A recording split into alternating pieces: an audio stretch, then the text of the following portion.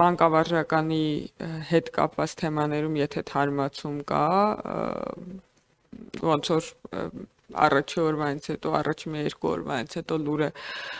տեսադաշտից անհետացավ, հետաքրքիր այն, եթե ինչ-որ նորություն կա, հետաքրքիր կլինի իմանալ։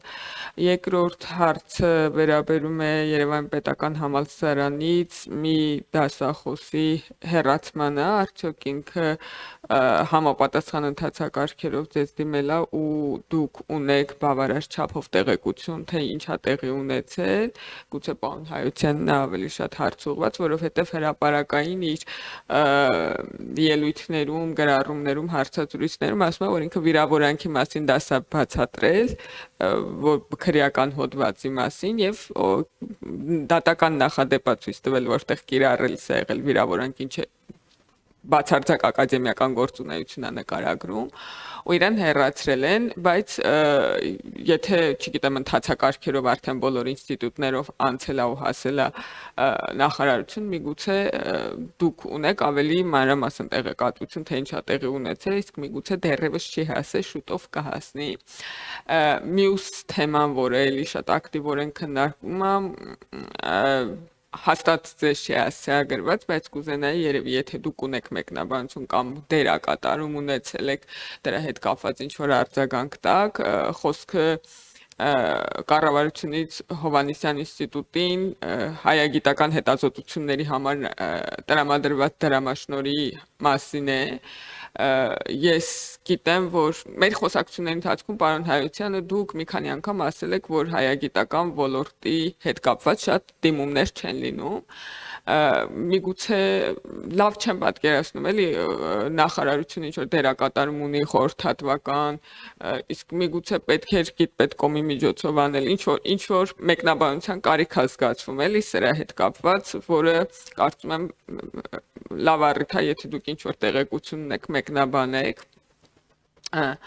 Մի հարց ունեմ կապված ճեմարանի հետ, մի քանի օր առաջ քաղաքական ցույցի ժամանակ ճեմարանի ռեկտորը ելույթ էր ունենում, մինչդեռ Հայաստանի Հանրապետության բարձրագույն կրթության եւ գիտության մասին օրենքը կարծես թե ռեկտորներին արգելում է քաղաքական գործունեությամբ զբաղվել, կուզեի իմանալ արդյոք նախարարությունը ուշադրություն դարձրել է այս հարցին եւ ինչ քայլեր են ձեռնարկվել, եթե եղել են այդպեսին ճեմարան ասելով նկատի ունեմ Գևորգյան հոգևոր ճեմարան, որը բարձրագույն կրթական հաստատություն է իր իրավակազմակերպական ձևով եւ հետեւաբար ամբողջությամբ նրա վրա տարածում են բարձրագույն կրթության եւ գիտության մասին օրենքի բոլոր դրույթները եւ մի հարց ունեմ, որը Այս արդեն բանը չմամուլային հարց է, ինձ շատ հետաքրքրող է։ Տիկին Անդրեասյան, մի քանի երևի ամիս առաջ արդեն նախարարությունը հրապարակեց իրական Հայաստանի տեղորոշման հայեցակարգը, որից պետք է որ բխեցվեր մշակութային քաղաքականությունը։ Ես կուզենայի հասկանալ արդյոք այս բյուջեի նախագծում այդ հայեցակարգի ներկայությունը մենք տեսնում ենք եւ ինչպես ենք տեսնում, որովհետեւ առերևույթ այս բյուջեի նախագիծը նման է նախորդ բյուջեների նախագծին, մի քիչ թվերը փոխված։ Եթե ես ճիշտ եմ հասկացել այս հայեցակարգի իմաստը, մենք առաջարկում ենք բովանդակություն ֆինանսավորել, ոչ թե օրինակ քանակ։ Մինչդեռ մեր քաղաքականությունների մեջ կան ձևեր ֆինանսավորման, օրինակ, չգիտեմ, բանի այդ օպերայի եւ բալետի ազգային ակադեմիական թատրոնի, տիկնիկային թատրոնի, որ պատրաստում ենք մնացած կազմակերպությունների վրա տարածել ֆինանսավորման այս ձևը, որը արդյունք է, ինչ որ քանակ է, եկամուտ է ֆինանսավորում, լավ, շատ եկամուտ կտակ, մենք նույն չափ կֆինանսավորենք։ Մենք ո՞նց ենք սա համընկեցնելու բովանդակություն ֆինանսավորելու մեր քաղաքական որոշման հետ։ Շնորհակալություն։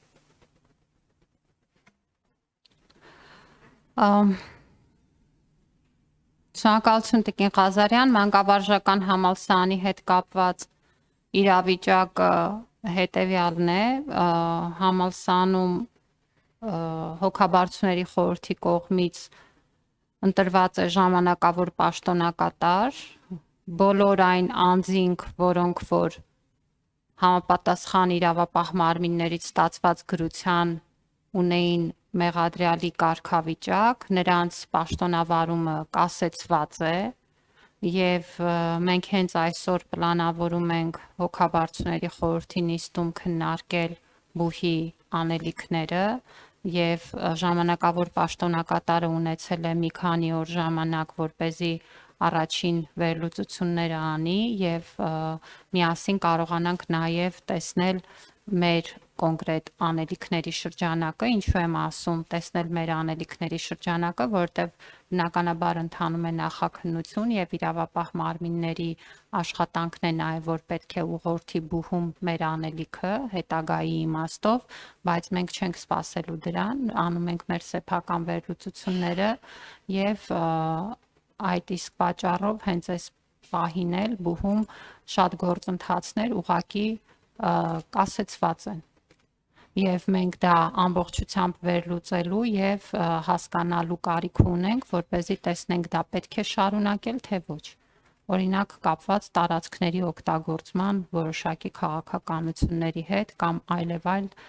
ծառայությունների մատուցման ինչ որ գործընթացների հետ, բայց կարծում եմ, որ այստեղ շատ մանրակրկիտ վերլուծություն է պետք, սա իհարկե հոգաբարձուների խորհրդի իրավասությունը չի, բայց այս փուլում կարծում եմ, որ հոգաբարձուների խորհուրդը լրացուցիչ մոնիտորինգային գործառույթներ կվերցնի իր վրա, որպեսզի վստահ լինենք, որ բուհը գնում է ճիշտ ուղղությամբ։ Ինչ վերաբերում է Երևանի պետական համալսարանից դասախոսի հեռացմանը, պետք է ասեմ, որ նախարարությունն է ստացել բողոքը եւ ուղարկել բուհին դիտարկման, այսինքն այդ իմաստով տեղեկատվությունը փոխանցվել է նաեւ նախարարություն եւ իմ ունեցած տեղեկություններով խոսքը մեկ միջադեպի մասին չի, այլ խոսքը շարունակական վարքի մասին է եւ ես կարծում եմ, որ ուսանողները բավարար հասուն մարդիկ են գնահատելու իրենց մատուցվող նյութի բովանդակությունը եւ նպատակը։ Եվ ամենևին չեմ կարծում, որ կարելի է հեշտությամբ մանիպուլացնել մեր սովորողներին։ Եվ չեմ կարծում, որ դասախոսները պետք է զբաղվեն դրանով։ Գիտեք, մենք պետք է սովորենք այն մոտեցմանը, որ կրթությունը մի բան է, որի համար դու վճարում ես։ Եվ եթե դու վճարում ես, դու պիտի ստանաս որակյալ գիտելիք, հմտություն, կարողություն։ Հատկապես բուհում, բարձրագույն ուսումնական հաստատությունում քո անցկացրած ամեն րոպեն ու ամեն ժամը պետք է ունենա իմաստ ու նպատակ։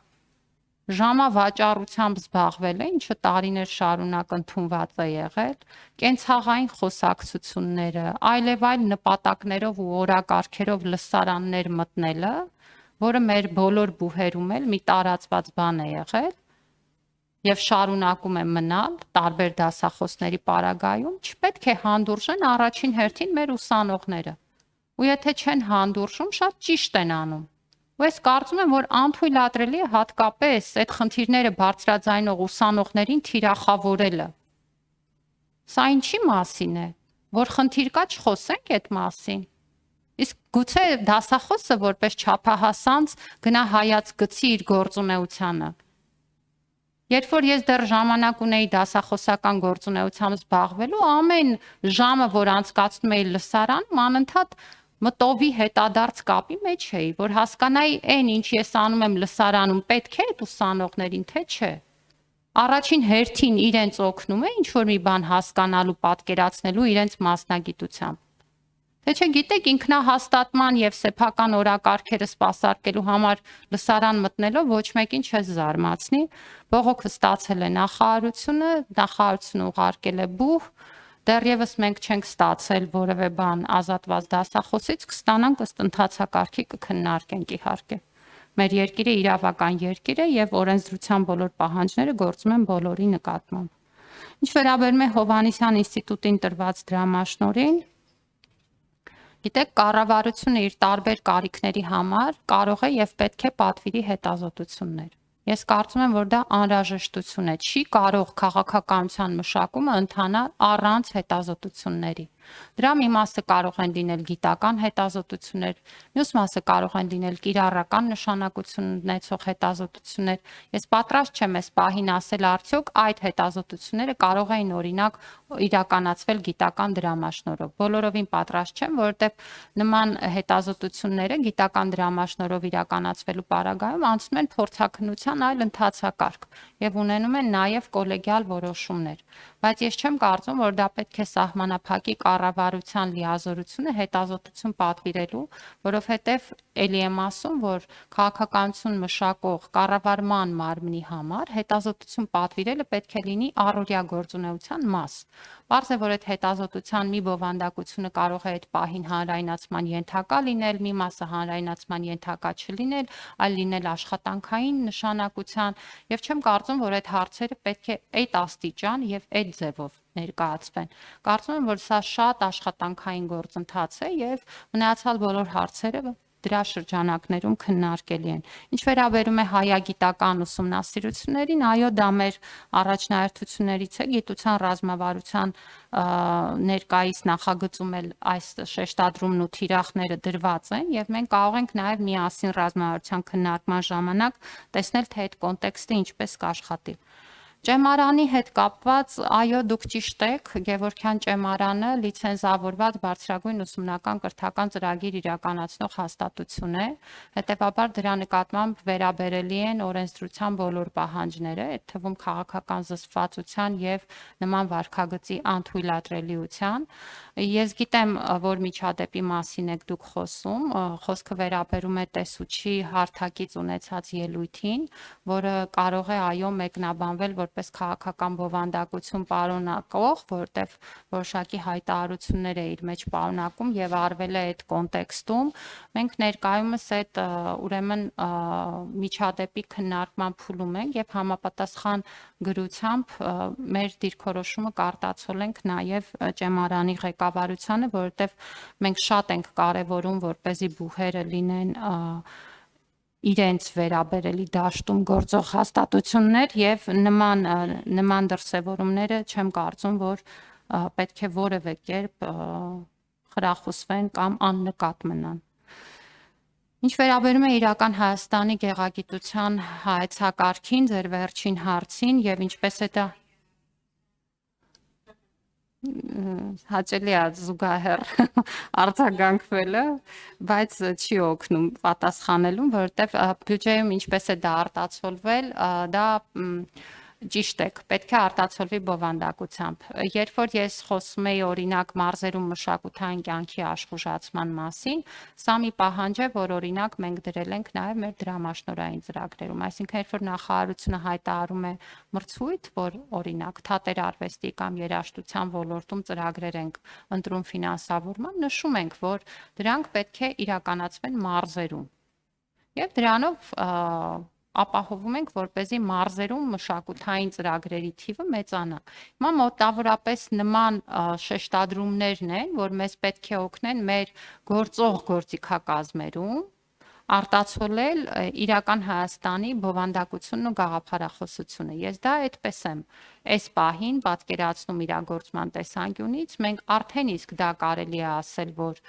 որդեգրել ենք եւ այդ տրամաբանությամբ ենք առաջնորդվում եւ կփորձենք մեզ հատկացված միջոցների շրջանակներում անել ամեն ինչ, որպեսզի մեր յուրաքանչյուր ջանք ուղղված լինի Հայաստանի Հանրապետության հզորացման։